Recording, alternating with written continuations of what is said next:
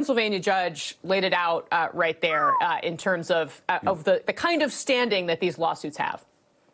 Well, he really did. And again, as you pointed out, Casey, he's a Trump appointee. My only question is, when are these judges, especially the federal judges, when are these federal judges going to start sanctioning these attorneys who are coming into court with these outrageous claims with no basis in law, no basis in fact? I know if we did that in Northwest Florida and went into a federal judge in Northwest Florida, at least while I was practicing, we would be sanctioned in a second. They'd probably report us to the bar and kick us out of the courtroom on the spot.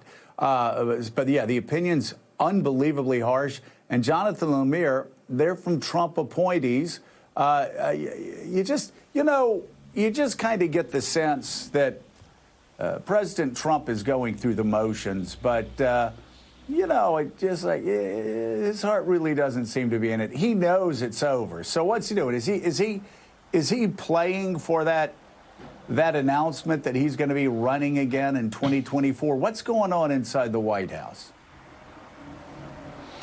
Well, I believe the Trump legal team's record of success in these legal challenges is something like 1 for 37 at this point, which is a batting average, frankly, Joe, which would have been good enough to be the Red Sox starting second baseman last year. But that's not going to overturn an election.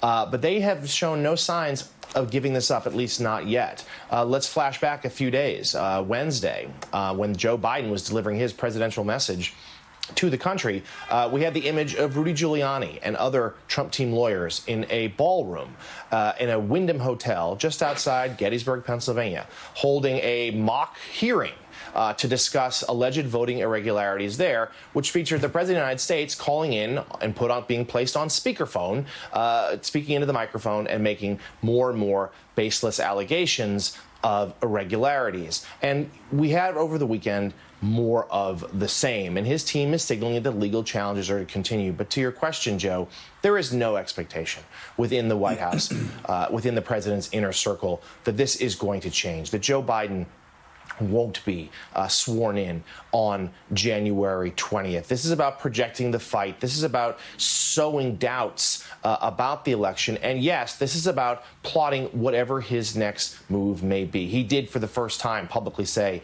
on Thanksgiving night that, yes, he would leave the White House when his term was up. If the Electoral College, he said, if the Electoral College did indeed give this race to Joe Biden, which he said would be a mistake. But everyone around the president knows, of course, that will happen. So it's about what comes next. First of all, this weekend, we have the president suggesting that he will go to Georgia to campaign for those Senate runoffs, which is being met with a very split reaction from Republicans, some who fear that he will spend a 90-minute rally simply railing against the Georgia governor, a Republican, who he criticized this weekend, or the Georgia Secretary of State, a Republican, who he has criticized relentlessly in recent days, and not help necessarily the two GOP candidates there as they try to hang on to the majority. At the very least, Joe, what I'm told is even if he doesn't officially announce a 2024 bid in the coming weeks, he's going to tease it along. He's going to suggest that he's looking at it because he wants to keep his viability up. He, of course, upon leaving office, is going to want to make some money. There is suggestion that he will perhaps attach himself to some sort of media venture. There's speculation it could be Newsmax, which is a up-and-coming Fox News rival. He's not going to cede the stage quietly. Whether or not he actually runs or not is unclear. But as long as he believes that he can string this out and more people are talking about him, that will damage the Biden presidency and freeze the GOP field if indeed Trump does want to plunge forward for 24.